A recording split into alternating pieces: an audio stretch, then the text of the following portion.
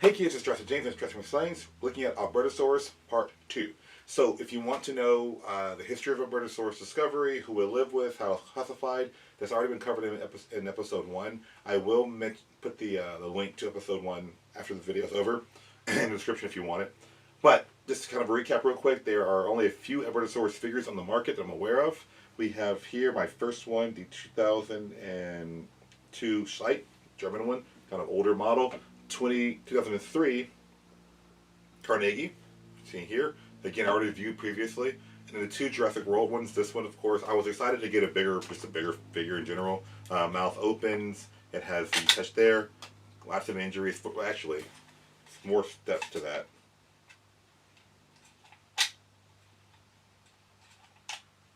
The first thing is you hit that. Yeah, anyway, it's supposed to be the skin coming down and the ribs coming down next. It was, it's cool. And of course, this one here where you touch a button and it bites, the repaint and the remold, more gimmicky. Our new guys since that video are these two here. This is a 2022 Safari. Now, one thing to point out with this particular model, I went to Dinosaur Ridge in Colorado, near Denver, and sorry, it's overwhelming. There's a ridge of rock, and essentially on the bottom of the ridge is Jurassic Age, like footprints and things and fossils. On this side of the ridge, there are Cretaceous things. So you can actually see the contact between the two periods, those two rock layers. So that's really, really cool. Well, their gift shop had this guy. Now, what I want to point out with this guy is two things. One, I like overall, like I said, it balances really well for the most part. The tail is, I always want bigger tails. I don't know why, more muscles, but still really good. The hands or the forelimbs, really important to point the finger out. I like the way, not that it has two fingers or two digits, but how they're positioned. Because the predatory dinosaurs usually lose their fingers going in. So if you are being a tyrannosaur, your hand's not like this, it's actually like this. They don't have opposable thumbs, but again, the idea is the first digit is going to be a little bit different, a little bit askew compared to the other. So that's really correct having it be a little bit smaller than the other one. The feet, of course, have three tails in the front, one and then one ducal on the back. So their feet are essentially like the right foot is like this, and what would be this bone is reduced down to a little nub within the skin. So it's a really good example. The skin's important because, like I said, I do not know, I've not seen a paper showing Albertosaurus skin impressions or skin preservation. Not saying it's not real, I just haven't run across it myself. But I will say this: the skin texture is really neat because where Triceratops we see have these really big scales on the back and smaller on the belly. We see, the hide scales of duckbill dinosaurs, hadrosaurs, have a certain texture, about a certain size. From the Tyrannosaurus skin we do have, not Tyrannosaurus Rex, of course, that's being debated right now, but just in general, is that they have really, really, really small scales. And so it wouldn't look like the big scales you think of a reptile. It's like it would look smoother. And so this guy having these kind of like these little pebbly this little bumps there, that's really cool. And again, I'm not sure if it's true of a Albertosaurus, but if we see it in its relatives, we kind of associate it with the animal. I will point out one minor fact about Albertosaurus I didn't mention in the first video. One, that in 1905, Tyrannosaurus Rex was named. And in general, know that when you are the first member of your dinosaur family or group named, your name becomes the group name. So, for example, Stegosaurus is not the first stegosaur, but it's the family group was named around Stegosaurus. So I say Stegosaurids or Stegosauridae, the family. Another example of this is the Dromaeosaurs. We call them raptors commonly. The Dromaeosaurs, meaning running lizards. There's one called Dromaeosaurus, who ironically has very few to no toys. And of course, the Tyrannosaurus Rex. Now, in 1905, the same paper that mentions T-Rex mentions Albertosaurus. So because T-Rex was written first in the paper, the name Tyrannosaurus was given to the whole group. Whereas, in theory, if Albertosaurus, in the same paper, 1905, was reversed, they would be known as Albertosaurus as a group. So it's one of those things where you have to know the history of paleontology as well to understand certain labeling.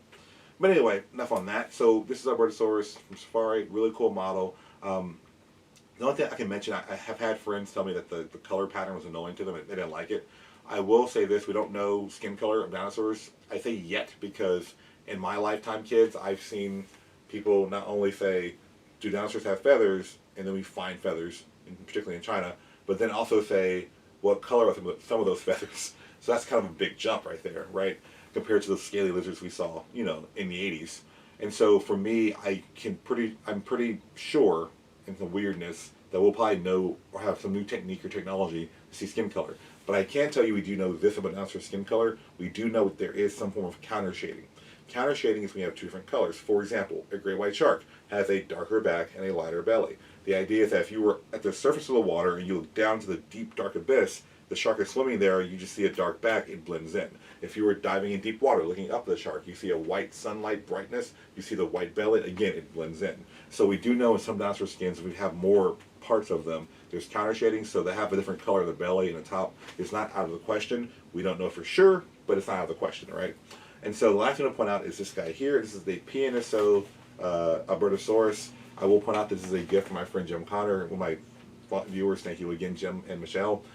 Many of you were like, why does he always like name check certain people? They buy me stuff. If you buy me stuff, I'll definitely say your name.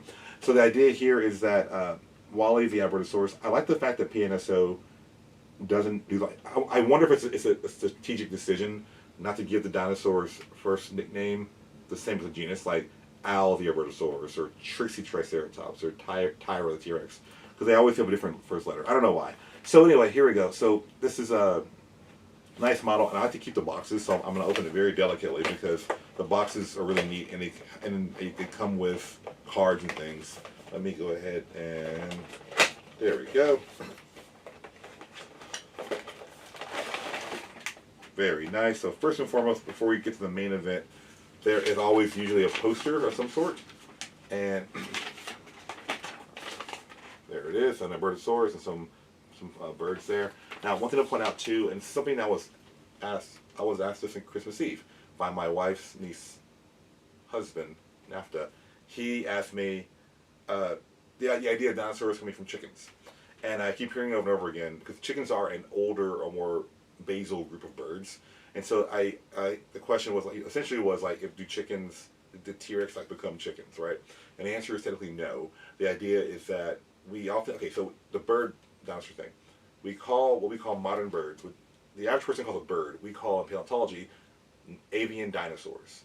What you see as a dinosaur normally, we call them non-avian dinosaurs, but they're all dinosaurs. And so there's a common ancestor, some probably in the Jurassic, maybe Triassic, but definitely Jurassic.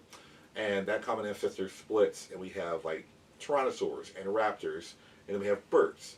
And so there were feathered, beaked birds living with non-avian dinosaurs. The extinction event happened, and that group stops, and the bird group keeps going. So it's not that chickens came from T-Rex. It's just that they had ancestors. Chickens had ancestors living with T-Rex, or at least in that time frame, and they survived, you know, past that.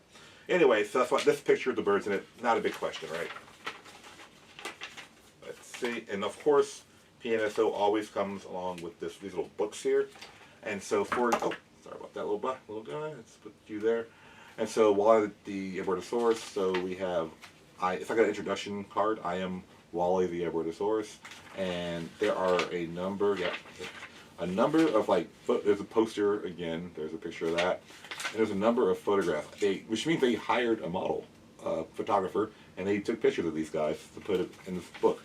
So anyway, going forward, it shows you like the hind limbs and tells you fun facts, and I have to remember that I am in a situation where when I look at a dinosaur toy, I'm already like analyzing it a certain way, that many people just buy cool toys. And so I realize that this is kind of brilliant to have a little information card here. I think my goal one day should be to have my own company where I make models.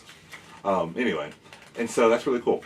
So main event we have here, right, so there's like a double layer to protect it.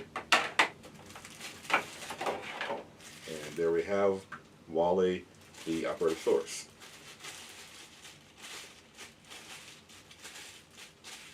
I keep the bag because one, it's really cool, and then two, if I ever have to move again, when I move again, I will have this to protect these guys. They're really, really delicate compared to these guys. And so there's a little stand that comes with them. So first and foremost, I put this back before I forget because I know me.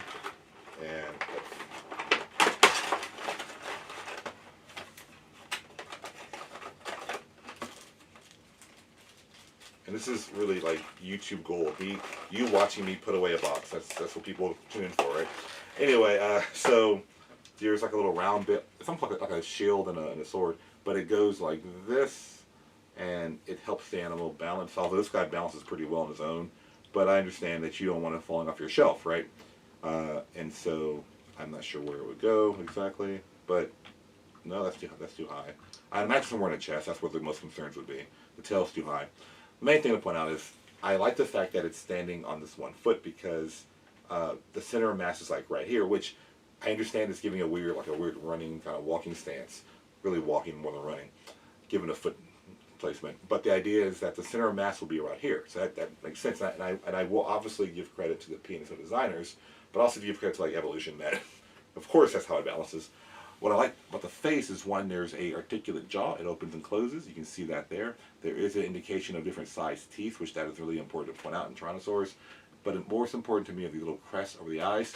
And so what's going on with that, first of all, those little crest bits are seen in many Tyrannosaur groups, Tyrannosaurs. Tyrannosaurus rex has a lot of extra kind of bone around that area. Not that pointy, but it means in life they have some kind of growth or something over that. Something that small means that they're not fighting with it like this, right? That's clearly for identification because the eye is right here, the orbit hole, and so the crest right before the eye. And so the importance of that for you and I to understand is that we often think of these dinosaurs as fighting like predators and prey fighting and hunting. The truth is most of the animals' design, other than predation, would be to interact with their own species, called interspecies interactions. So if I'm looking at another Albertosaurus and it's looking at me, the crest right before the eye, that'll catch my attention. I can see whatever it means to Albertosauruses. The example I can give you is I was doing a tour once and a little boy asked me if the Diplodocus, he goes, well, it looks like a Brontosaurus or a Apatosaurus. They look very similar. How do you tell them apart? Well, skeletal-wise, Diplodocus is very slender compared to Apatosaurus. It's more bulky. But I say even within Diplodocus individuals, they can tell each other apart. Same thing with Albertosaurus. The example I gave him was, imagine that you're a human, you're about this tall. I said you're a child, but imagine an adult chimp about your height on two legs, and to an Apatosaurus or a Diplodocus, it will look at you and be like, you're a primate thing. Put clothes on both of you, you're very similar. Same thing here is that we look at the Albertosaurus and Gorgosaurus and they're very similar, but to them individually they would have been very different animals. They would have had kind of like a leopard and cheetah. If you look at a leopard, cheetah, or lion's form, they look very similar, skeletal, just different sizes. But they have different patterns, they have different lifestyles, and so I would apply the same idea to the Albertosaurus here. And the colors are important because, yes, we don't know their colors yet, but I will say it's really fun because it is a predator. It is going to be in a, we know it lives in a, it lives in Alberta, Canada, but that area was further south back then, and it was also much greener, much wetter, and so the idea is that it would have been a bunch of foresty, not quite Louisiana or Texas Gulf Coast, but something like that.